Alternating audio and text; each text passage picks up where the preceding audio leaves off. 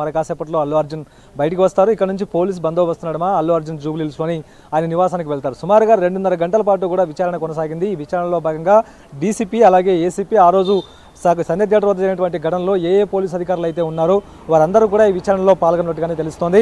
ప్రధానంగా సంధ్య థియేటర్కు సంబంధించినటువంటి తొక్కిసలాట అంశంపై అల్లు అర్జున్ని పలు భిన్న కోణాల్లో ప్రశ్నించినట్టు తెలుస్తోంది.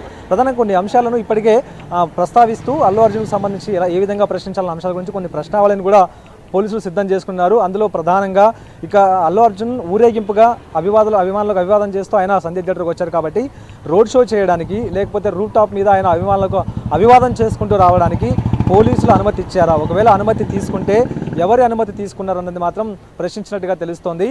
అదే కాకుండా ఇక సంధ్య థియేటర్ యాజమాన్యానికి మేము అనుమతి నిరాకరించినటువంటి విషయాన్ని ఇటు సంధ్య థియేటర్ యాజమాన్యం మీకు తెలిపిందా లేదా అన్న అంశాల గురించి కూడా ప్రధానంగా ప్రశ్నించినట్టు తెలుస్తుంది. ఇదొక అంశం అయితే తొక్కిసలాటలో రేవతి చనిపోయింది. రేవతి కుమారుడు అపాస్మారక స్థితిలోకి వెళ్ళాడు. అయితే మీడియా సమావేశాన్ని ఏర్పాటు చేసి ఇటు అల్లు అర్జున్ మాత్రం తనకు రేవతి చనిపోయినటువంటి విషయం ఆ క్షణం నాకు తెలియదు, ఏ పోలీస్ అధికారి కూడా తనకు చెప్పలేదు అన్న విషయాన్ని మీడియా ముఖంగా చెప్పారు. అయితే ఇదే విషయాన్ని చిక్కడపల్లి పోలీసులు ప్రస్తావిస్తూ ఆ రోజు రాత్రి అంటే డిసెంబర్ 4 రాత్రి ఘటన జరిగిన రోజు చిక్కడపల్లి ఏసీపీతో పాటు డీసీపీ కూడాను వచ్చి స్వయంగా నేరుగా అల్లు అర్జున్ను బయటికి తీసుకుని వెళ్ళారు థియేటర్ నుంచి. సో ఇదే అంశాన్ని ఇటు పోలీసులు ప్రస్తావించారు. ఒకవైపు రేవతి చనిపోయినటువంటి విషయం తనకు తెలియదు అని చెప్తున్నటువంటి అల్లు అర్జున్ను మరి పోలీసులు రాత్రి 11:30 గంటల సమయంలో బయటికి తీసుకొస్తున్నటువంటి సీసీటీవీ ఫుటేజ్ ముందుంచి మరీ ప్రశ్నించినట్టుగా అక్కడ తెలుస్తోంది. ఇక ఇదే కాకుండా రేవతికి సంబంధించినటువంటి అంశం ఆ రోజు రాత్రి పోలీసులు చెప్పకపోతే అల్లు అర్జున్కి ఎప్పుడు తెలిసిందనే విషయాన్ని కూడా ప్రధానంగా ప్రశ్నించినట్టుగా తెలుస్తోంది.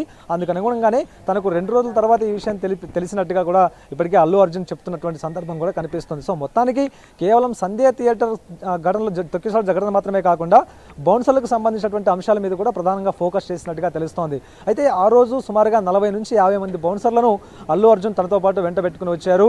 ఇక ముషిరాబాద్ ఆ తర్వాత ఆర్టీసీ ఎక్స్ రోడ్ సంధ్య థియేటర్ వరకు వచ్చేటటువంటి సమయంలో పెద్ద ఎత్తున కూడా రోడ్ షో జరిగింది.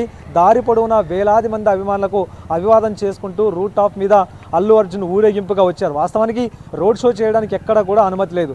అదే సమయంలో తనకు వ్యక్తిగత భద్రతా రక్షణ నిమిత్తం సుమారు 40 నుంచి 50 మంది బౌన్సర్లను అల్లు అర్జున్ వెంట పెట్టుకుని వచ్చారు. ఆ బౌన్సర్లే సగం గొడవకు కారణమయ్యారు. ఆ బౌన్సర్లే అభిమానుల మీద దాడులకు పాల్పడ్డారు. ఆ బౌన్సర్ల వల్లనే తొక్కిసలాట తీవ్రత కూడా పెరిగింది. సో ఇలాంటి పరిస్థితుల్లో బౌన్సర్లను ఎవరు ఏ ఏజెన్సీ నుంచి తీసుకున్నారు, అయితే బౌన్సర్లు చేసినటువంటి దౌర్జన్యం కావచ్చు, బౌన్సర్లు చేసినటువంటి అభిమానుల దాడి కావచ్చు, ఇదంతా కూడా తెలుసా అనే విషయం గురించి కూడా ప్రధానంగా అల్లు అర్జున్ ప్రశ్నించినట్టుగా తెలుస్తుంది. సో 2 నుంచి 2.5 గంటల వరకు కూడా ఈ విచారణ అనేది కొనసాగింది.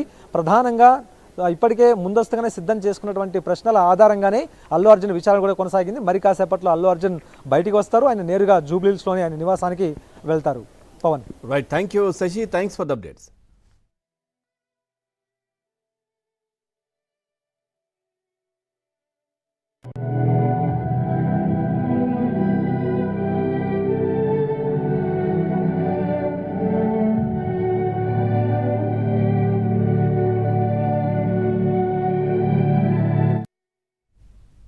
దాదాపుగా 3 గంటలుగా ఇప్పటి వరకు ఆ 20 ప్రశ్నలకు సంబంధించి కూడా మనం మాట్లాడుకున్నాం. అది పక్కన పెడితే దాదాపుగా 10,000 సీసీ కెమెరాల ఫుటేజీని పోలీసులు 9 నిమిషాల నిడివి గల ఒక వీడియోను మొన్న ప్లే చేశారు. సో అది ఎంతవరకు కీలకం కానుంది. అదేవిధంగా ఇంకొంత సమాచారం కూడా, కీలకమైన సమాచారం కూడా బయట పెట్టనిది పోలీసుల దగ్గర ఉంది అనే సమాచారం కూడా వస్తూ ఉంది. ఎంతవరకు నిజం, ఏంటి పూర్తి డీటెయిల్స్?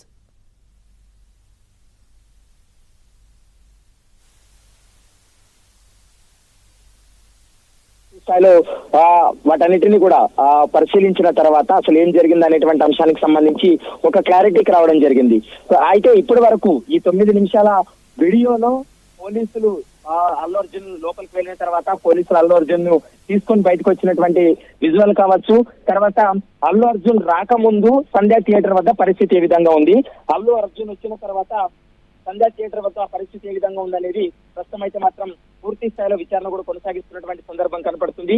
అయితే ఇప్పటి వరకు జరిగినటువంటి పరిణామాలన్నిటిపైన కూడా పూర్తి స్థాయిలో విచారణ కొనసాగిస్తున్నారు. దాదాపు 3 గంటలకు పైగానే విచారణ